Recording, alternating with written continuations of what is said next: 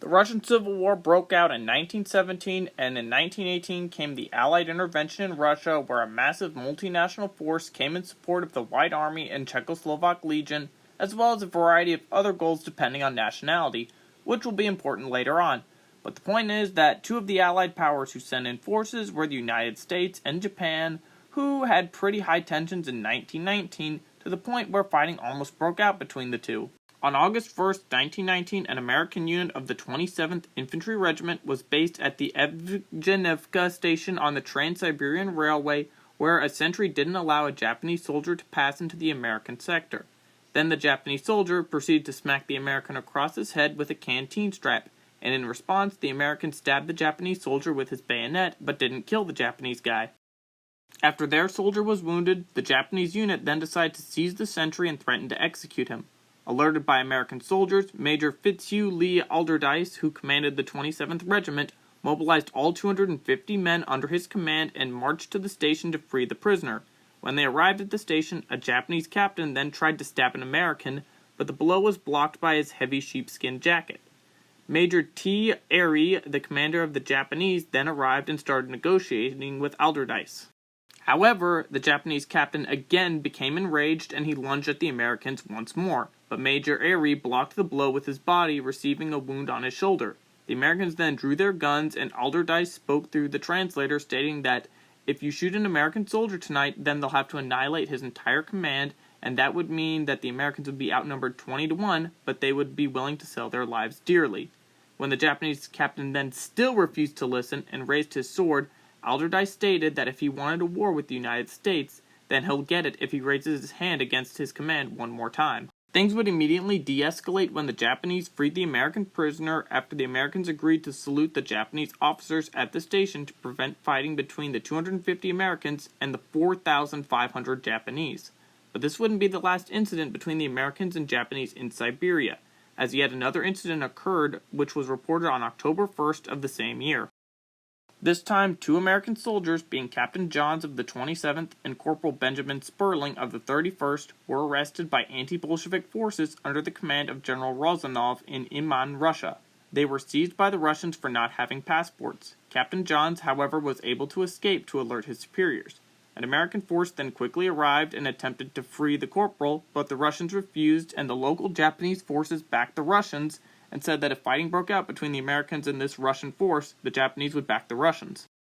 Eventually, it was discovered that Sperling had been moved to General Kalmykov's headquarters and that he would be freed. However, Major General William Graves, who led the American Siberian expedition, stated that under Japanese protection, Kalmykov's troops had been roaming the country like wild animals, killing and robbing people as they pleased, and as these murders could have been stopped at any time by the Japanese if they had wished, but they weren't. When Sperling was returned to the American base, it was revealed that he had been severely flogged during his captivity, and if you don't know, flogging is basically getting whipped a lot as torture. And on October 9th, 1919, the White Russians offered an official apology for Sperling's flogging. Conditions to make a war occur between the United States and Japanese would of course be if these two incidents escalated beyond what they were. First, the Evgenevka incident would have to see Japanese Major Airy not be present, and therefore the Japanese captain instigates conflict against the Americans, or if the captain still slashed his sword against an American soldier, ignoring his commanding officer's stand-down command. So I feel like the 250 Americans would all be killed, but the Japanese would also have larger casualties due to better U.S. equipment and having thicker winter gear which prevented death by bayonet.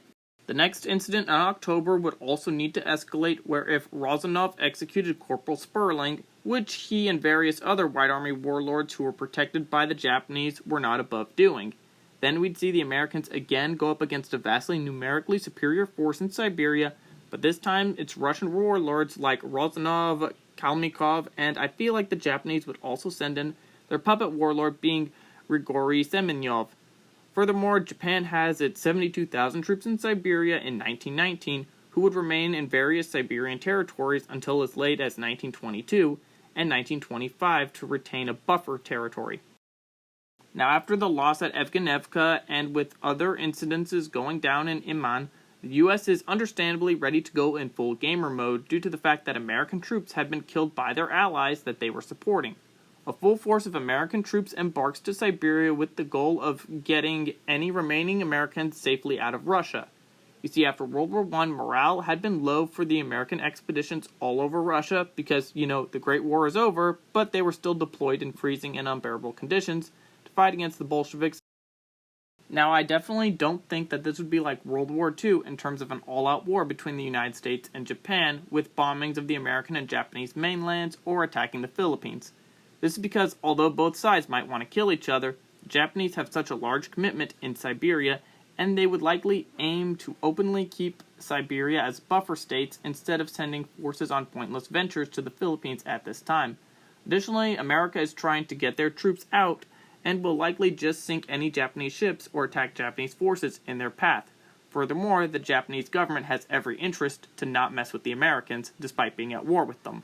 But despite this, Japan will solidify their alliance with their Russian warlords, who are basically a war crimes checklist and have no real allies elsewhere. The conflict would ensure Japanese isolationism on the world stage because they're openly expansionist into Siberia and viewed by Europe and other major powers as a treacherous empire for attacking America in Siberia and backing some of the worst characters in the Russian Civil War, who would even refuse to acknowledge the leadership of Admiral Alexander Kolchak, who was the leader of most White Army forces. The rest of 1919 and early 1920 witnesses American forces land in Siberia and fight through hostile Japanese and warlord territories as the remaining American expeditionary forces in Siberia make their way eastward down the Trans-Siberian Railway, just like the Czechoslovak Legion had been doing. Anyway, while this is happening behind the lines of the Civil War, the Bolsheviks will undoubtedly take advantage of this internal conflict and make faster gains against the White Army. I feel like while the war between the Americans and Japanese will eventually come to an end in 1920, it'll be only after the last American troops depart from Russia and a conditional end to the war comes where the Japanese pay some reparations to the United States, but the Americans are forced not to care what Japan does in Siberia. And in Siberia, Japan engages the Red Army in their buffer states, but will eventually be forced to withdraw from many Siberian territories due to the numerically superior Red Army combined with Japanese and warlord expeditions against the United States.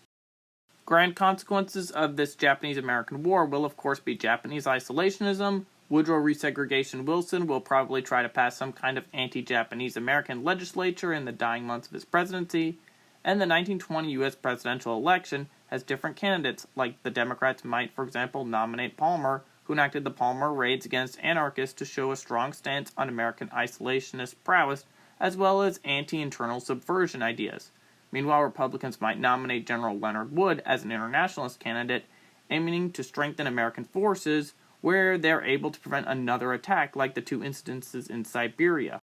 As a long-term prelude to World War II, the Soviets are going to have more militarization in Siberia, but keep in mind that doesn't necessarily mean industrialization or effective deployment of troops. It just means more guys are going to be garrisoned there. And the same goes for the Japanese forces in what buffer states remain, as well as in Manchuria after they take it in 1931. Meanwhile, the United States constantly views Japan with suspicion throughout the interwar period despite the Great Depression. That is, of course, just one possible scenario. What do you think would have happened had the United States and Japan went to war during the Russian Civil War? Let me know in the comments, and thank you for watching.